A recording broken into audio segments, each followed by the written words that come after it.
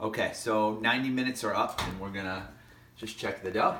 And you can definitely see that it's risen quite a bit, actually.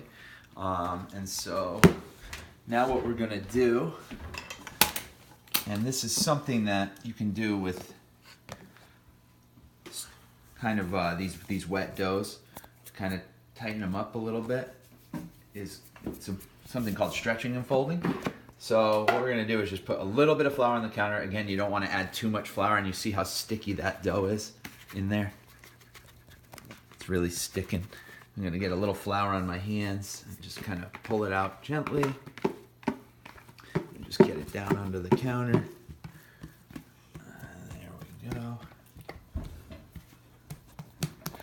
That's pretty sticky. Now I'm just gonna put a little bit of flour on top.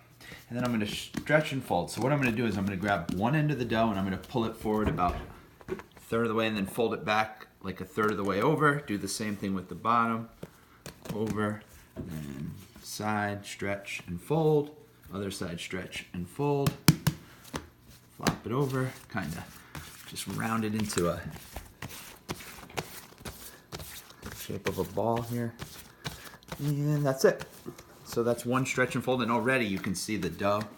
It's less sticky and it's forming a nice, it's really rounding into a nice shape. The dough's,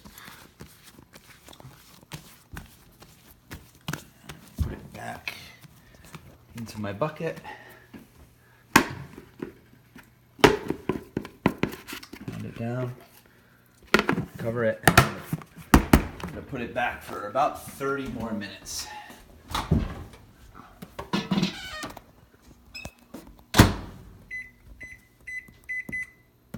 All right, come back in 30 minutes.